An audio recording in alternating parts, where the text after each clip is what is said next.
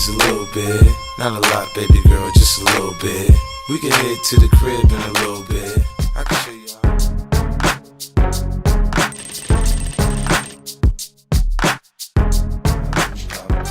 Go ahead, girl, don't you stop.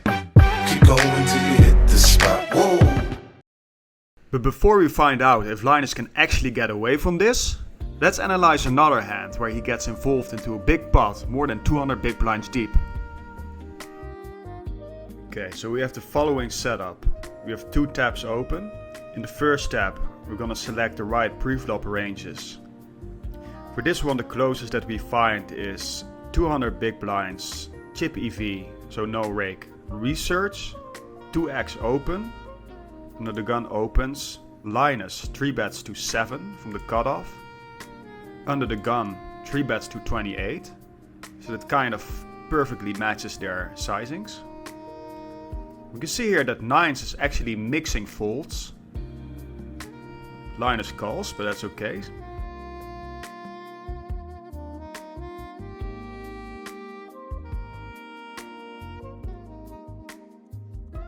And we're gonna copy these ranges to the AI, right? So to the ranges tab, copy raise 28, gets copied to clipboard. Then we just fill it in, Ctrl V or Command V here. And this is his range here. Low jack, yeah, I already have it filled in, but you just copy it here. Simple paste command, confirm. Same for Linus, cutoff. Right here, cutoff, copy his calling range. And we copy that over here. I already had it filled out. Cutoff, confirm. So that's how we copy the ranges to the pre-flop. The pot 2, like I already have it filled out here. The maximum values here are 90, 90, 999 until 1000. So we're just moving the decimals 2 digits here. You can obviously customize the bet sizes and the tree perfectly here. But if you just leave it here, like you can just leave it all at automatic here. That's the default as well. And then the AI decides which bet sizes he wants to use or what he thinks is optimal. So for now, we're just gonna let the AI decide. Create solution. Easy as that. Oh, we have to fill out the flop here.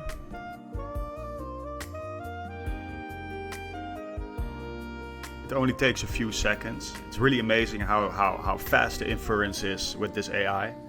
And the AI chooses the 25% sizing, which is also what Prodigy chose. So that's really great. Makes life easier for us. So we can immediately see that Prodigy should still have a lot of checks here. He cannot just range bet. I mean, he can, but it probably loses quite a bit of EV. We can actually quickly check that right from the get-go here. With this strategy, the EV for Prodigy is 26.89. So let's remember that, 26.89. Then we can edit this. I mean,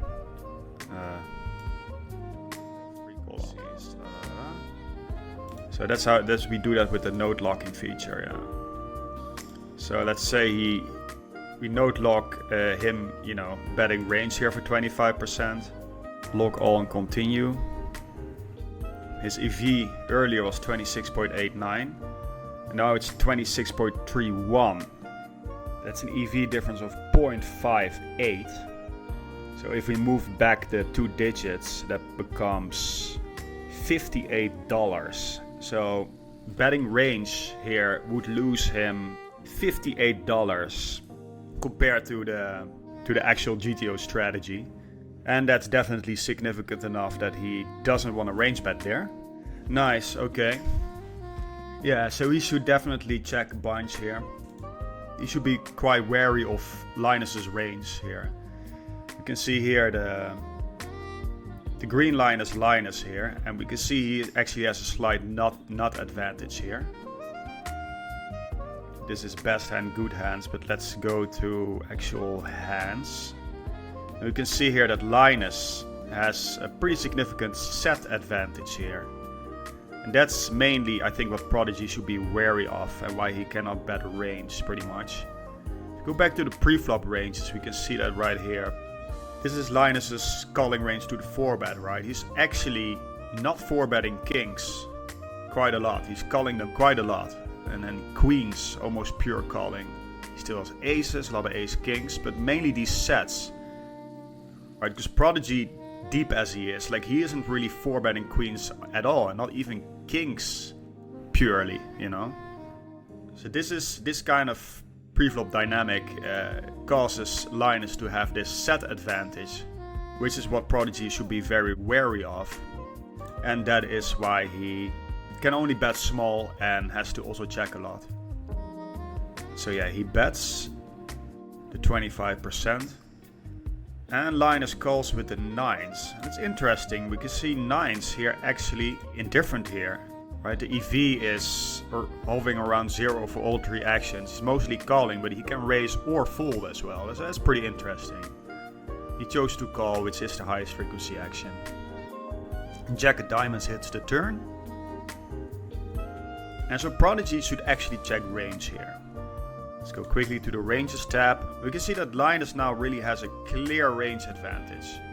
Right, he has more straight flushes. Prodigy still has more flushes, but Linus has way more straights, still that set advantage. He just has an overall equity advantage and range advantage. Prodigy is out of position in a big pot against Linus, who has a range advantage. Okay, Linus is not really the factor here for GTO, but Linus does have the range advantage. So yeah, Prodigy should range check here. He probably does, because he's, you know, he won the challenge. He's probably good enough that he actually range checks here. And Linus, the AI chooses 40%. It's about 50-50 for Linus to bet or not with his full range. But 9s, we can see 9s is actually betting pure here, while Linus checks. Linus checked here. And the EV difference is also quite significant still. I mean, that is about 1.5. Moving to decimals becomes $150. That is a huge EV difference there. Now Linus may have incorrectly decided that he should mix here. I mean, I'm sure he's betting at least somewhat with his 9s here, but he may have thought this was a mix, even though, you know, the AI is betting pure. Also, he may had his exploitative reasons. And so let's take a look here. When he bets, for instance, we can see here that Prodigy should fold most of his ace kings that doesn't have a diamond. He should fold a king 10 a little bit. But especially like ace king is sort of like the determiner here if you want to, you know, deviate or not, in my opinion. Like, for instance, on mid stakes, you might encounter a lot of opponents that just don't fold the ace king there, and then you may not want to bluff the 9s there. Right, so maybe Linus thought Prodigy would overcall or underfold the ace king, and so that caused him to check the 9s, perhaps, but we don't know, you know? It's either or. Like, he may have just incorrectly thought it was GTO to mix, or he had this exploitative deviations. Well, I didn't observe, you know, Prodigy's play that much, so we just don't know. But anyway, Linus checked, which is not GTO. And so on the river, the 2 of diamonds, Prodigy mixes between small and all in, right? He should still have a lot of ace of diamonds here that he kind of wants to shove with. Let's see quickly to the ranges. Yeah, he probably does have that nut advantage. Flush. Let's see. Yeah, he does have an ace of diamonds advantage. You see here this blue line kind of extends way farther here. So you see also these combos right there, ace of diamonds, ace of diamonds, ace of diamonds. So you can clearly see here that Prodigy has way more ace of diamonds. And yeah, that's a nut advantage, so that means he kind of wants to, you know, have a shoving range there with the ace of diamonds. And but he also sort of has, you know, an overall range advantage, right? And he wants to have a small sizing too for hands like straights, pocket queens, and lower diamonds. Anyway, he checks, and then Linus has a clear value bet with what seems to be any diamond, pretty much, at least. Alright, he also value bets with a bunch of straights, ace 10, etc. Even pocket kings a little bit.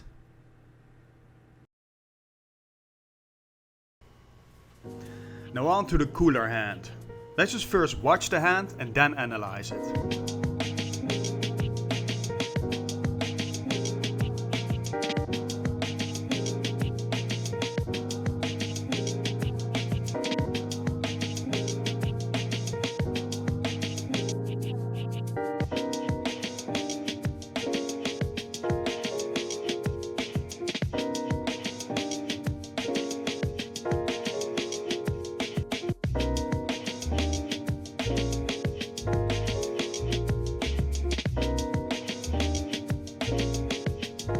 So Linus didn't get away from that. Can he though? Can he fold, or should he always call? Should he mostly call? We'll see. Let's analyze it. I'm gonna start by searching the right pre-flop solution again. Linus, so small blind 3-betting to 10 and Linus calling. I think this is the closest solution that we're looking for. So we copy these ranges again, go to the ranges tab, small blind, raise to 10, copy that range over to out of position, make a new solution, out of position, Ctrl V, Command V, and the range gets copied over. You can change this to small blind, but it doesn't matter too much, confirm. And then Linus calling range here, hijack, copy, call, copy it over right here, Ctrl V, Command V, Linus calling range. Let's not forget the pot and the stack. 2 decimal places again, so 2100 becomes 21. And 20,400 it becomes 204. Okay, we leave everything on automatic still. Create solution. Okay, we still have the old flop here. Let's quickly see what that does. It's a range bet on the old flop. Clear all. New flop.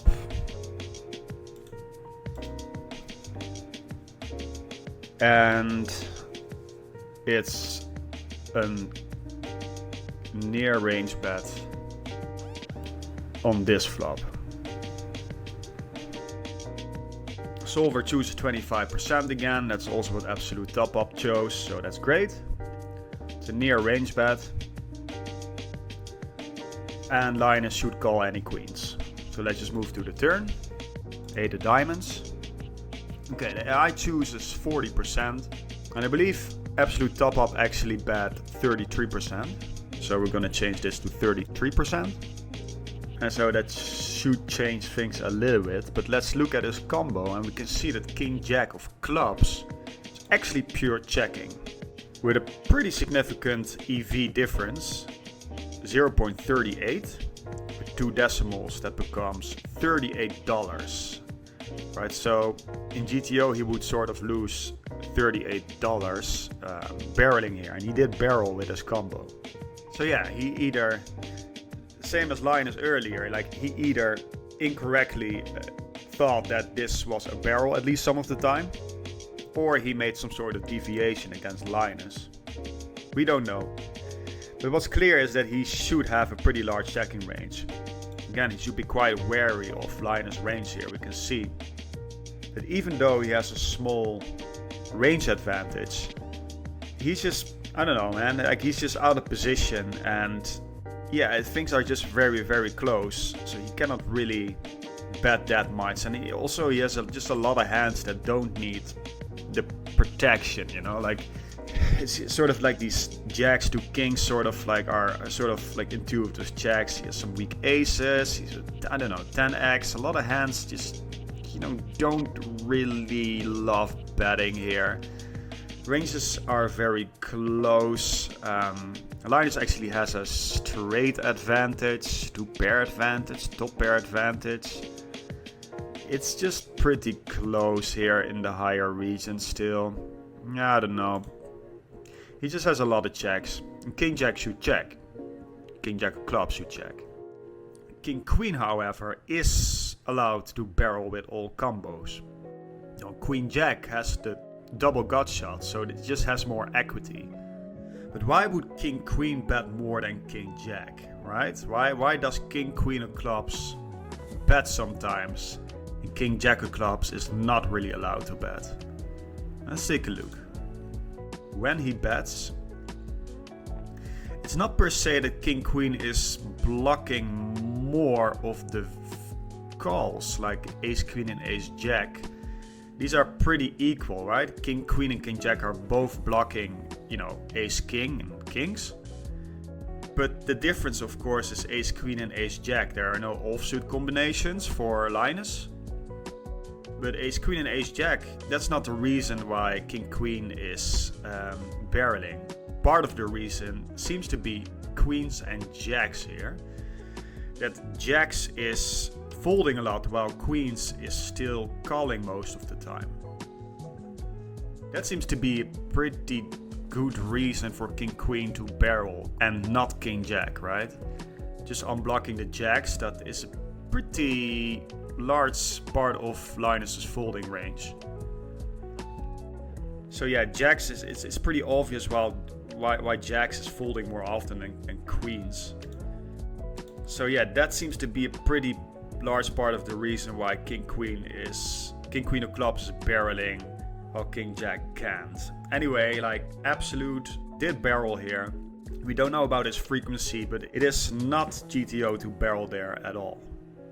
So he did barrel. Yeah, and just like we saw earlier, Queens and Linus combo here is mostly calling, but is indifferent. So Linus called. And then the Queen hit. Really the river what Linus was looking for, but also absolute top up. So yeah, terrible river for Linus in disguise, so to say. In any case, the AI chooses 25% again as the only bet size. It's not going all in. Because yeah, we can see here that Linus actually has the nut advantage here. Things are still close here, Absolute still has a lot of combos that, kind of want to bet. Still has a, bunch of sets and two pairs, and it kind of bets small, and yeah. And so yeah, Linus, raises 100%, and we can see his combo can raise to that sizing, or it can go all in. I'm sure Linus is also going all in sometimes, because again, he does have the nut advantage here. He's the only one that should have straights, or he should have most of the straights. Right? He can even have 9-7 here. So he should have this straight advantage. So he's probably, shoving mostly with King Jack. So he probably has two sizes. Chose to raise to 91.7 with the Queens here. And then Absolute obviously shove with his King Jack, can shove with the Aces, and Sixes also sometimes shove. So that's quite interesting too. Let's take a look. Sixes shoves it, and it's one of those merge shoves, right? It can get called by worse, Ace Queen, Ace 10, even Ace 8. And it actually folds out some higher sets, so that's quite a combo actually to shove with. Same here for Ace Queen. It also shoves a little bit for the same reason. It can get called by Ace 10 and Ace 8 and folds out some sets. Well, these are just these merges. You see that quite a lot on rivers specifically. Pretty hard to find for humans, right? I mean, you would really have to make some really strong assumptions. For instance, that you get called by Ace 10 and Ace 8, and that people fold some of these sets. I mean, yeah, it's just like GTO turns out this way, but in game it's very hard to sort of imagine this sort of situation. And so these merges are quite hard to find, I'd say. It's more intuitive to sort of shove with the ace king, right, blocking the king jack, or I don't know, if you were bluffing with the king 10 to, you know, same thing. To find these bluffs instead of merge into these merges, these merge shoves, it's really hard to find. But that's another thing. So yeah, there's definitely some things to learn in solvers that you can apply in game, right? That you can sort of remember or learn the logic from, right? For instance, this king queen of clubs barrel compared to the king jack of clubs barrel. That sort of logic is way easier to imagine, right? You can imagine your opponent folding the jacks, you know, having jacks in their folding range and queens not so much, and then come to the conclusion, oh, we're unblocking the jacks, so my king queen is a preferred, you know, barrel over king jack.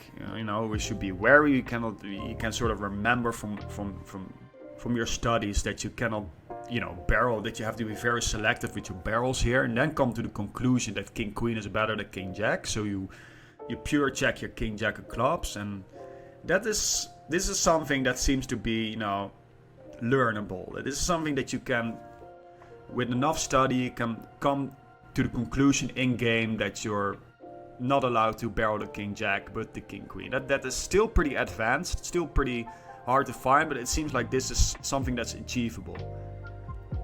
There are things like these merges, for instance, that are just way harder to find, you know, like shoving the sixes to get called by two pair, folding out sets.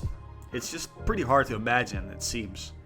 Definitely the ace queen, right? Like, you have to make the assumption that your opponent is calling with weaker two pairs with such action, right? With all these straights and sets on board.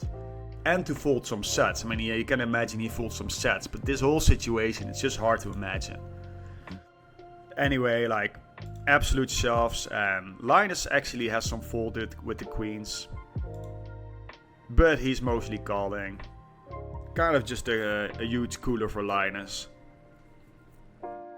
But we can see here that even the greats like Linus or Prodigy can make GTO errors, if you will. I mean, they're both one of the best players. I don't think they're making crazy assumptions about their opponent that they deviate so much from GTO. Because they both actually, in both hands, they made some pretty big deviations from GTO, right? Linus checked with the nines, even though he should be pure bluffing there. That was what was it, $150 EV difference.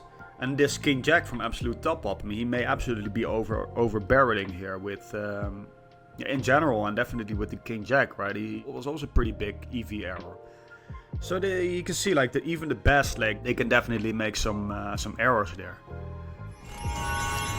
Right, and now with GTOWizard AI, you can just go over hand just in a matter of minutes.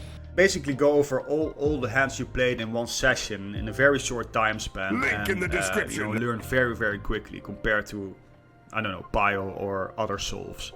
So it's absolutely amazing, this AI feature. And I highly recommend it. If you want to try this out, go sign up through my link in the description. And I hope to see you in the next one.